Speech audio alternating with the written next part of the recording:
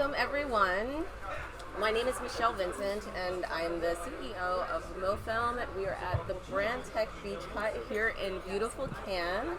This topic in Cannes keeps coming up around AI, right? You cannot escape it. Whatever panel you go to, whatever event you go to, there's AI, and there's also diversity, DEI, that's still coming up a lot. It's a topic that we never overcome. We just continue talking about it, but talking about it's half the battle.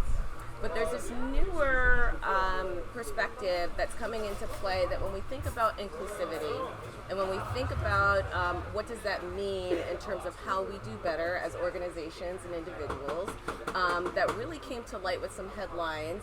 The Unilever, who made a public commitment that $100,000 productions will now include one person, at least one person who is disabled. So today's topic that we're going to discuss as a group is around AI and the impact on creators with disabilities. So we've got our esteemed roundtable participants, and Megan, I'd love to start with you. If we can just do a quick intro and then we'll go down the line. Absolutely. Thanks for including me. I'm the CEO of Magnet. We're a global brand studio, and we really service brands in tech and finance. Those two verticals are our main business. Thank you for having me. I'm really excited about this conversation. Great. Thank you, Megan. And my name is Rebecca Sykes. I'm an associate partner at the Brand Tech Group, and I focus on emergent technology. So very relevantly for today, generative AI, as well as Web3 and the metaverse. And previously, I was you. Yes, and running Mofilm, which obviously has a huge perspective on inclusion, and so that is very close to my heart too. Great, wonderful. Aliah. Hi, I'm Aliah Berman, and I serve as the Global Chief Diversity Officer for TBWA Worldwide. And it's a total brand experience company that helps a company build brand platforms. And I set the vision, execution, and strategy for all of our global DEI efforts. I'm Mark Darcy. I'm a partner here at the Brand Tech Group and Chief Creative Officer, and I'm also, since 2015, been on the board of AdColor. Excellent. The total percentage of the population that would identify as disabled is around 20%. Yet, when we look on creative sets, less than 9% of individuals on screen identify as disabled. Less than 3% of the community of people that you would find off screen are disabled, by definition, by self-identification. And then in the U.S., U.S. alone, more than half of consumers feel that they are just generally underrepresented when you're looking at them in creative and in the media. So there's a huge opportunity to close the gap, and 20% of the population is a big deal. That's 1 out of 5. Absolutely. 1 out of 5 feeling disintermediated. First of all, I should say my role here this week at Cannes is less as the CEO of Magnet and more as a board member of the Cannes Diversity Collective. And I think as an industry, we're on a journey to really widen the lens and think through all the different facets that we are historically excluding. And largely, it's because it's obviously a mandate from both a business and ethical perspective. So I don't think we need to get into like a whole side conversation as to whether or not it's about, sort of an earnest belief that this is like the right thing to do, or whether or not this is like a business mandate. The fact is it's both. And in terms of, as we think about the community of disabled people, I think to your point, it's so much larger than I think any of us anticipated. And the other thing to consider is many of us are growing into that community. As it's a common joke at a table at a restaurant where someone pulls out their reading. Now I have to use these reading glasses, and now I have to, I'm really having a hard time hearing as I age. And so I think that that definition is fluid for many people. And so in terms of the inclusivity, I think it's absolutely essential. At Magnet, we think about it in 2 ways. We are extremely intentional about the makeup of our crews, the makeup of our casting system. We're working even with real people in documentary. I think it's really critical to think through, the widest palette of experiences. And that's a nice thing to say, but I think it has to be repeated from leadership on a regular basis, and it has to be measured. And so in our quarterly reports, we do look at metrics, not only revenue and profitability, but the makeup of our crews, the makeup of our who's on screen, and that's something that we're reporting out transparently and measuring intentionally. Yeah, making those public commitments and sticking to it is really the first step. Very impressive. Why do you think it's important for brands, now on the other side, to approach creativity through the lens of accessible and inclusive design? I think you gave us the answer, because 1 in 5 of their potential consumers possibly is from that community, and I think that's a huge level of exclusion if you're not speaking to, representing, reflecting, incorporating the experience of a fifth of your potential audience, at a high level.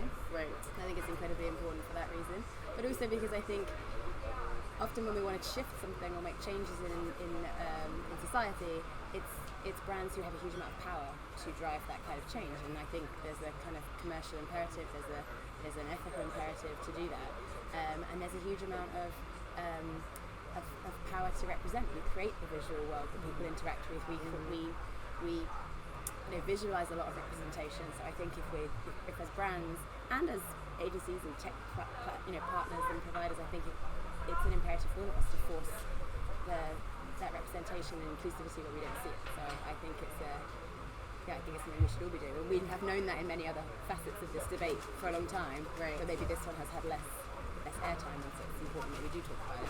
Absolutely. Yeah, I don't know about much that. I think you just have a responsibility to make sure the stage has room for everybody, and if, you can't be where you can't see.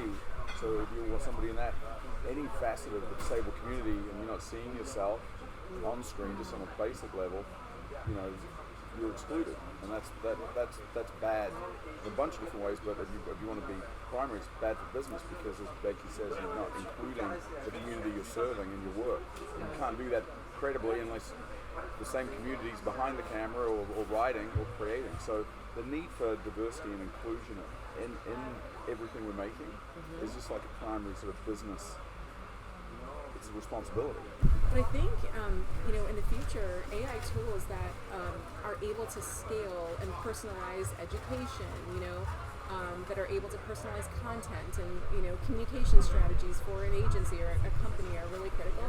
I also think that it will be able to reveal some of the hidden, things that are happening within companies that oftentimes aren't seen because we don't have the ability to measure what inclusion looks like. I think it's going to be able to tell us what sort of bias is existing within your organization.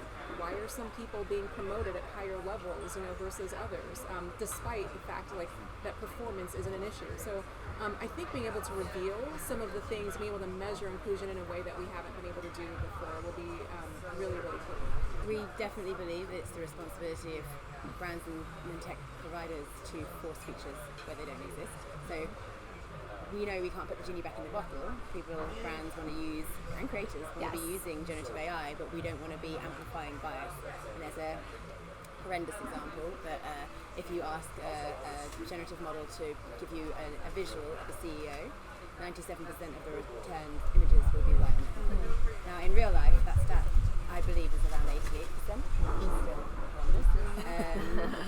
But it isn't as bad as what we're seeing generatively. So what we don't want is for the generative world to be this throwback, this regressive kind of viewpoint because it's being fed data that is from our past, from our collective past of what has been and not where we're going. Yeah, and I think, to your point, I think when, if done correctly and having the correct data points and even just the programmers, making sure that there's diversity among the programmers as well. When all done correctly, AI, I think, has an exciting future because from a diversity perspective, there are all of these very specific challenges, that companies are facing, and being able to use AI to have a discussion, that doesn't have to exist necessarily with people, but just to help prompt ideas and innovations and things. So that doesn't, of course, replace the creativity and the necessity to talk to people about it, but it does give you, I think it's a catalyst for discussions that aren't necessarily happening, so that we can come up with solutions that help address some of the issues that we haven't been able to face. Well, I love what you were saying about using it to expose biases people just aren't aware of. Because I think that will be incredibly powerful. Yes. And then also I think empathy tools, sort of like we were talking about, to address them. It's like I had no idea this is what was going on, and this tool, the things we've built help expose that. So there's learning. So you go, oh my goodness, this is going on. Let's fix it. Yeah. You know, I mean, the broader issues you talk about with DEI is like, I think it's the investment in roles like yourself and the wonderful work you're doing, but it's also real accountability across organizations that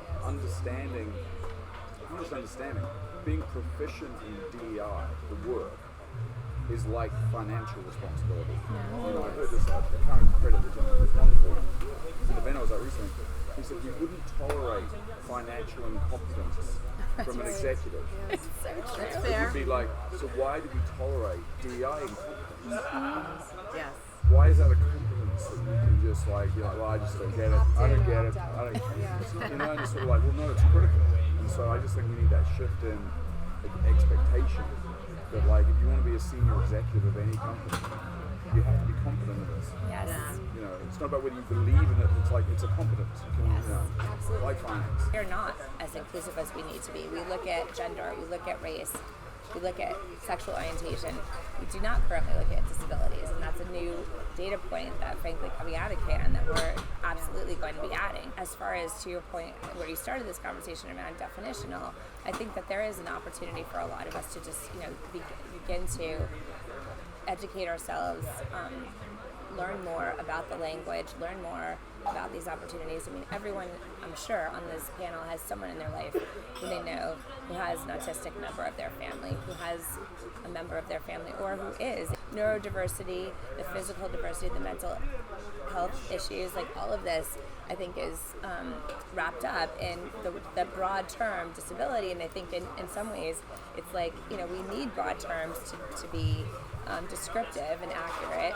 People of color is a term that's useful in certain circumstances, and then we need really specific terminology to be able to discern where are the obstructive views in our leadership, who are we excluding unintentionally, and how can we be better leaders. We've got to start with a strategy, right? We talked about the strategy and recognize the breadth and depth of the different communities and excuse me, different disabilities that may show up differently, but actually add value in different ways that we're not thinking about.